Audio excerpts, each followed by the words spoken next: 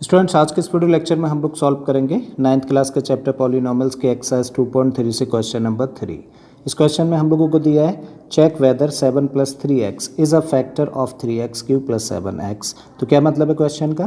Question कह रहा है कि चेक करिए कि 7 + 3x इस पॉलिनॉमियल का एक फैक्टर है या फिर नहीं है। तो क्या चेक करना है कि ये वाला पॉलिनॉमियल इस पॉलिनॉमियल का एक फैक्टर है या फिर नहीं है। तो किस पॉलिनॉमियल का फैक्टर चेक करना है? इसका। तो इसको हम लोग सबसे पहले एक नेम दे देते हैं और इसको हम लोगों ने लेट कर लिया px। अब देखो पॉलिनॉमियल है क्या? पॉलिनॉमियल है 3x³ + 7x। अब वो कौन सा पॉलिनॉमियल है जिसको कि चेक करना है कि वो एक फैक्टर है कि नहीं है? वो ये पॉलिनॉमियल है। तो चलिए इसको भी लिखते हैं हम लोग, और ये पॉलिनॉमियल है 7 + 3x। अब क्वेश्चन को आगे करने से पहले एक छोटी सी चीज़ हम लोग यहाँ पर समझ लेते हैं। सपोज़ करिए हम लोग डिवाइड करें 4 से 15 को। तो 4 से जब 15 को डिवाइड करेंगे तो कितने टाइम्स डिवाइड होगा? 3 टाइम्स। 4 3 = 12 और रिमाइंडर आया तब 3। ठीक है। अगेन हम लोग 4 से अगर 16 को डिवाइड करें तो 4 से जब 16 को डिवाइड करेंगे तो ये 4 टाइम्स डिवाइड होगा 16 और रिमाइंडर बचेगा 0। अब हम लोग क्या ऑब्जर्व कर रहे हैं कि जब हम लोग 16 को 4 से डिवाइड करते हैं तो क्योंकि 4 16 का एक फैक्टर है तो रिमाइंडर क्या आता है? 0 आता है। और 4 क्योंकि 15 का एक फैक्टर नहीं है तो रिमाइंडर 0 नहीं आया। मतलब क्या समझ आया हम लोगों को? किसी भी नंबर या फिर किसी भी पॉलिनॉमियल को उसके फैक्टर से डिवाइड करें तो हमेशा रिमाइंडर 0 आएगा, और किसी भी नंबर या पॉलिनॉमियल को फैक्टर के अलावा किसी भी नंबर या पॉलिनॉमियल से डिवाइड करें तो रिमाइंडर कभी भी 0 नहीं आएगा। 0 के अलावा कुछ भी नंबर आ सकता है। बात यहाँ तक समझ आती है। अब जब हम लोगों को यहाँ पर चेक करना है कि पॉलिनॉमियल इस पॉलिनॉमियल का एक फैक्टर है या फिर नहीं है, तो क्या चेक करें हम लोग? अगर इससे इसको डिवाइड करने की कोशिश करें और रिमाइंडर फाइंड करें और रिमाइंडर अगर 0 आ जाए तब तो ये पॉलिनॉमियल इस पॉलिनॉमियल का फैक्टर होगा, और अगर रिमाइंडर 0 के अलावा कुछ भी आए तो फिर इसका मतलब ये पॉलिनॉमियल इस पॉलिनॉमियल का फैक्टर नहीं होगा। अब जब बात चल रही है रिमाइंडर की तो फिर हम लोगों को याद आती है रिमाइंडर थ्योरम। ठीक है।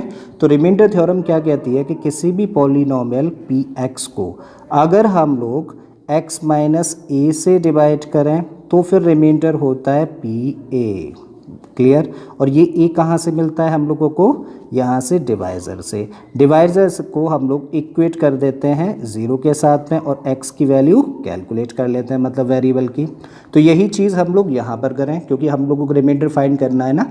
तो पहले हम लोग क्या निकालें? जो ये a होता है a की वैल्यू, और वो कहाँ से निकलेगी?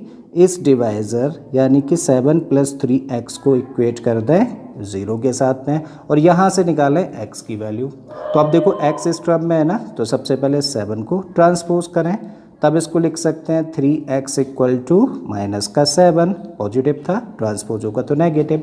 अगेन x चाहिए तो इस 3 को भी ट्रांसपोज करना पड़ेगा, और क्योंकि 3 मल्टीप्लाई कर रहा था तो जब ट्रांसपोज करेंगे तो डिवाइड करेगा।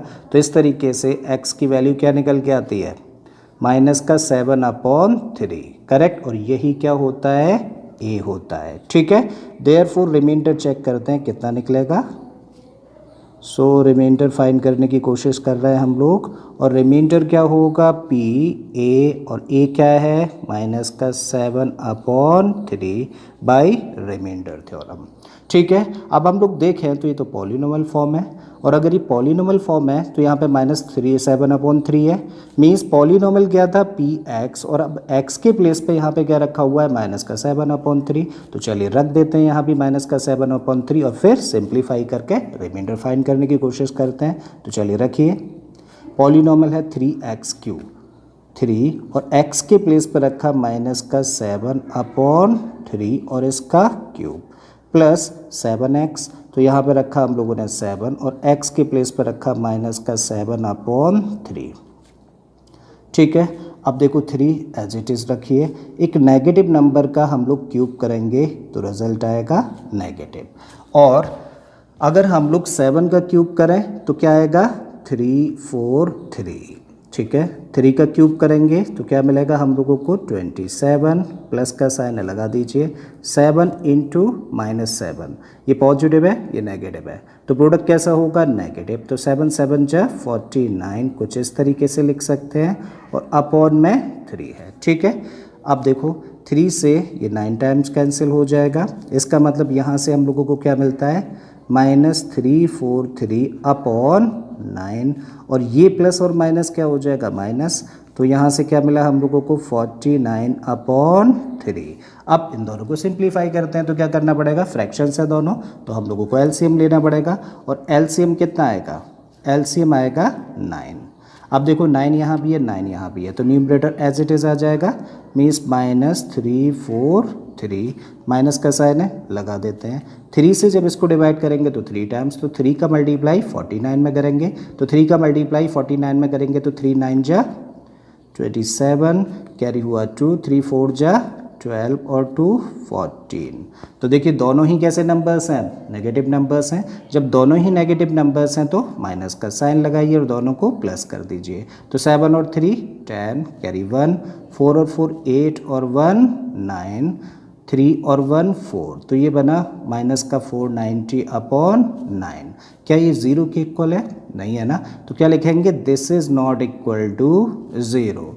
देयरफॉर अब देखो क्या फाइंड किया हम लोगों ने, हम लोग कह रहे हैं कि जब इस पॉलिनोमियल से इस पॉलिनोमियल को डिवाइड करेंगे तो रिमाइंडर 0 नहीं आएगा, 0 के अलावा कुछ आ रहा है। तो मतलब क्या हुआ इस बात का, इस बात का मतलब ये हुआ कि 7 + 3x इस पॉलिनोमियल का एक फैक्टर नहीं है। लिख देते हैं इस बात को, therefore 7 + 3x is not a factor